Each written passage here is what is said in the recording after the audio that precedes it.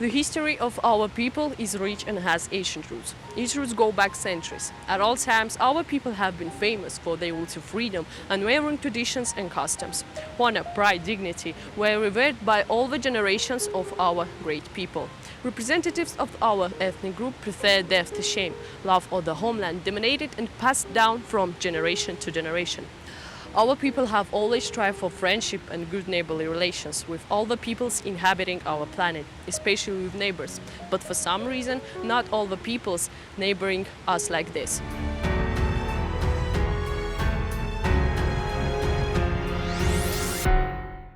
The liberation movement in South Ossetia has a long history. Since the late Middle Ages, Georgian kings and feudal lords constantly sought to conquer Ossetians. The victory of the bourgeois democratic revolution in February 1917 was a significant event in the history of all the peoples of Russia.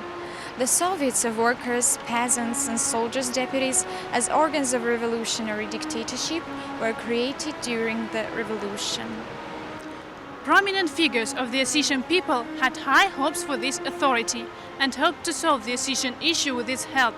In early April 1917, on behalf of the Ossetian population, a statement was sent to the appropriate authorities on the need to establish an Ossetian region.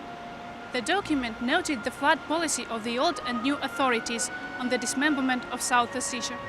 Executive committees, headed by elected commissars, become the official bodies of the local government. However, they did not have authority among the vast majority of the population on the territory of South Ossetia. On August 23, 1917, the Union of Revolutionary Peasants was established in the village of Ortev. It led the liberation movement throughout South Ossetia.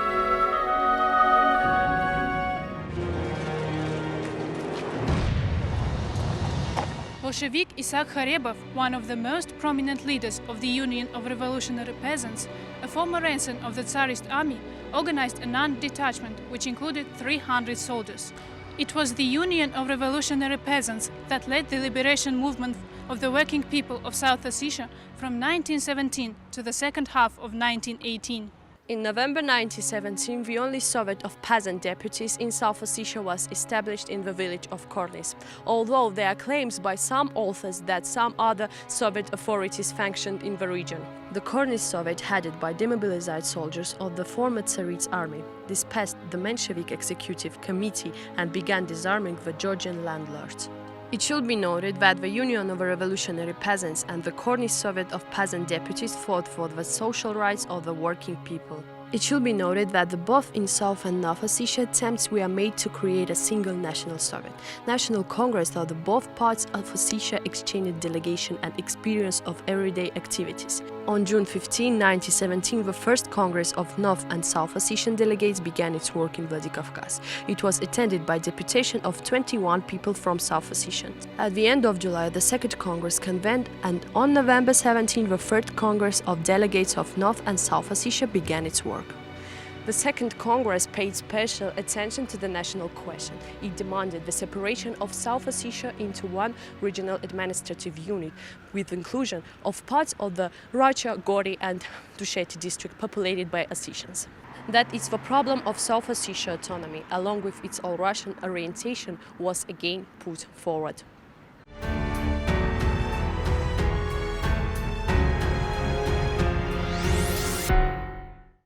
The above-mentioned event in the Kornis district related to the defeat of an armed group of local princes by the rebels was a signal of the February March uprising.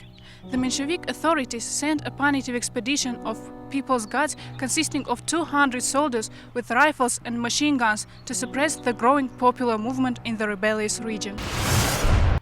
The lack of proper coordination with other centers of the revolutionary movement and the overwhelming superiority of punitive troops in manpower and technical equipment should be considered the main reason for the defeat of the February-March uprising of the working people of South Ossetia. The Menshevik government, which had been preparing in advance for struggle against the uprising brewing in South Ossetia, gathered regular army units and semi-gang formations in a shark feast. They were fully equipped with rifles, machine guns, artillery and even aircraft. The armed actions of 1980 were defeated, but they clearly revealed the true face of the political forces operating in South Ossetia.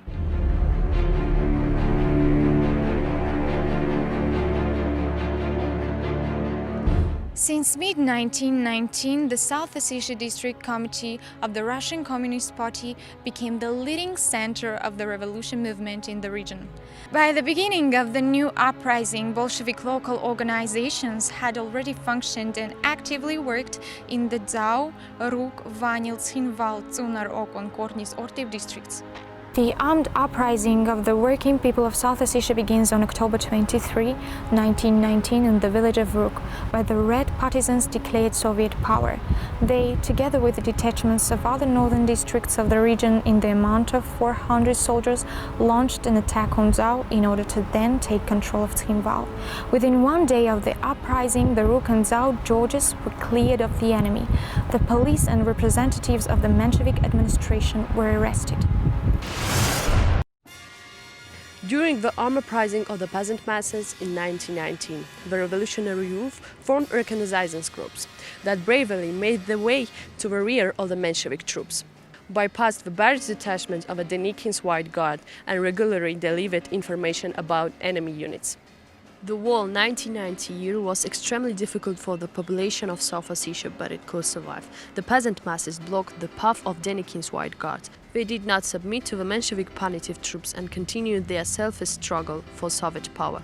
The government of Georgia failed to fulfill any of the tasks set in South Ossetia. It failed to disarm the population, to obtain the extradition of the leaders of the National Liberation Movement, and to replenish the ranks of its army with Ossetian recruits. Having now reached their goal, the Punishers went about the usual business. They began to terrorize civilians, they robbed and burned rebel villages. Many people were imprisoned, more than 400 yards were destroyed. All these outrages, mockeries and violence aroused even greater hatred and contempt for the Menshevik government. It wasn't an easy task to the commanders of the partisan detachment to restrain their fighters from spontaneous actions against the presumptuous enemy.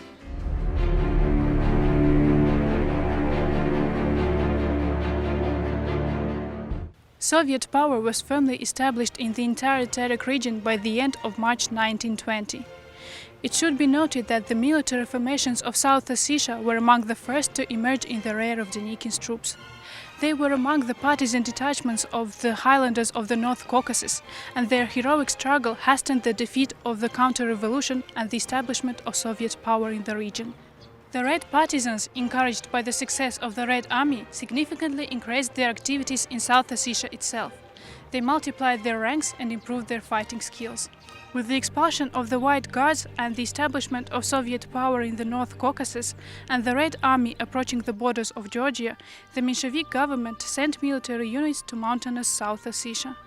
They were assigned the task of blocking the passes, stopping the penetration of the Red Army and South Ossetian partisans into the region. It should be noted that significant forces not only of the rebels of South Ossetia, but also of the partisan detachments of North Ossetians, which acted according to the operational plans of the Red Army, were concentrated in the large gorges adjacent to the passes.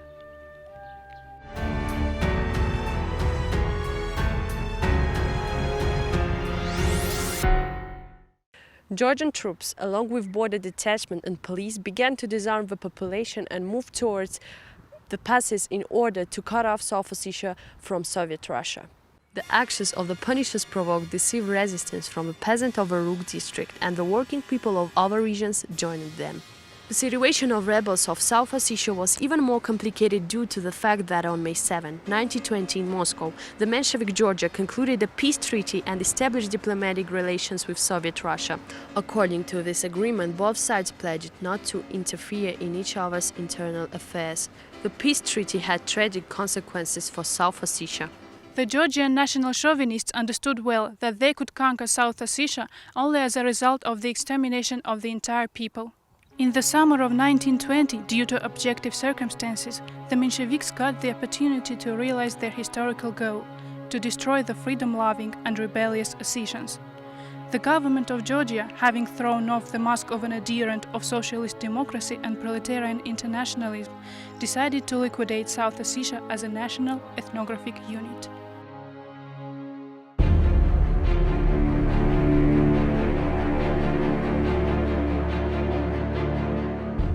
On June 12, 1920, Georgian troops consisting of 8 infantry battalions, 1 mounted regiment, 2 mounted batteries and airplanes invaded rebellious region. After a fierce battle on the approaches to Trinval, the rebel units were forced to leave the city under the pressure of superior enemy forces and retreat to the north, taking up the defensive position in Kervi-Goch. Having captured Trinval, the Menshevik Finns killed all the Ossetian who remained in the city. They were openly killed in the streets and in their own homes. Entire neighborhoods where the Ossetian population lived compactly were looted and burned. Residents of South Ossetia were forced to leave their native places, taking with them only the necessities. They went deep into the gorges and to the passes in order to save themselves from the inevitable death. The Menshevik troops did not spare the elderly, women or children. The population was systematically exterminated. An unseemly fate awaited those who fell into the hands of the executioners. They were tortured and then killed. There were cases when exhausted mothers threw their children into the raging mountain rivers, rushed after them and died, so as not to fall into the hands of fear and not to become victims of their bullying and painful death. Once the punishers caught up a mother and her 18-year-old daughter. The latter ran to the rocky bank of the river. With the shouts, "Death is better than shame," they rushed into the raging river. Many of those who retreated were captured and mercilessly exterminated. Among them were 13 communists over whom a court-martial was staged. Patriots of Ossetia were sentenced to exemplary execution. Before their execution, local shopkeepers dug a huge grave on Mount Skuder above Trinval, on the orders of the occupation authorities.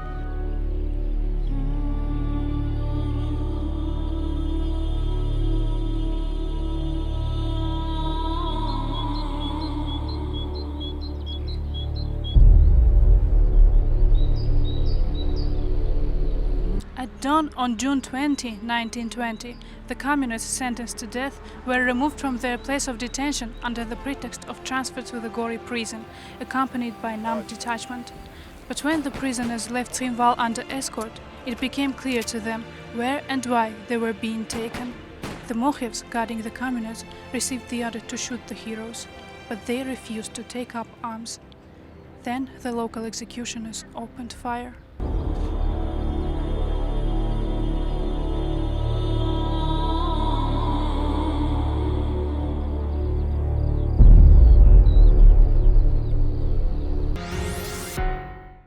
After the victory of the Soviet power, a special commission was investigating the criminal atrocities of the Punishers in South Ossetia. Some employees of the Trinval Menshevik police and their associates were prosecuted. By the decision of a military tribunal, several people were sentenced to death. The rest were sentenced to various years of imprisonment. However, many active participants in the atrocities against the Ossetian people escaped fair punishment, taking advantage of the patronage of high-ranking figures of the new Georgian authorities.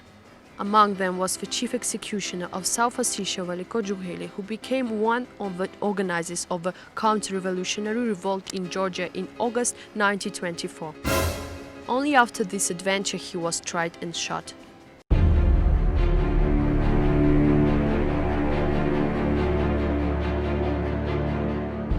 The Red Partisans fought their last battle at the Rook Pass. Then they retreated beyond the Caucasian Ridge on June 23, 1920. 2 days later, the Georgian invaders entered the village of Rook and then crossed the pass and deepened into the territory of North Ossetia. It was another violation of the peace treaty between Georgia and Soviet Russia. As a result of the genocide carried out by the Georgian invaders, 5,279 Ossetians were killed, among whom there were 1,375 women and 1,844 children. That is, 1 in 3 who died was a child. 500 people died from beating. Cases of burning people alive were recorded, just as during the medieval Inquisition. 15,000 people died during the exile from cold, hunger and various diseases. During this genocide, 21,000 innocent people were killed. That is almost a third of the Ossetian population of the region. Fleeing from the state terror, 50,000 refugees crossed the passes to the North Caucasus. More than 100 Ossetian villages were burned down, and in some villages the entire population was slaughtered, including the elderly, women and children. 1,588 residential and 2,639 buildings were put on fire. Almost 24,000 hectares of crops were destroyed, and about 33,000 heads of cattle and 79,000 heads of small cattle were stolen. Material losses of the population of South Ossetia amounted to 3 and 5 million gold rubles. The surviving houses of Ossetians were destroyed by Georgian looters, and their material was openly exported along with their property to various regions of the Republic. The crimes of the Georgian state in South Ossetia are gradually being widely publicized.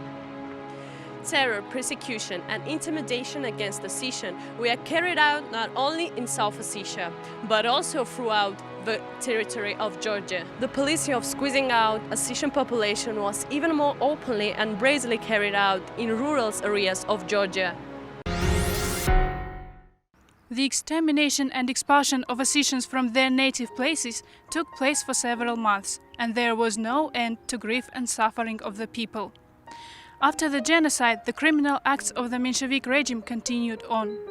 The regular troops and the People's Guard of Georgia, taking advantage of considerable superiority in manpower and weapons, were able to break the heroic resistance of the partisan detachments of South Ossetia and drive their main units along with most of the civilian population to the North Caucasus. But people continued to resist the invaders. Throughout the summer and autumn of 1920, the rebels, along with the civilian population, remained in the mountain gorges and forests and resisted the arrogant enemies, inflicting significant damage to them. Many small detachments of Red partisans constantly returned from mountain passes to their burned-out villages to avenge the death of loved ones.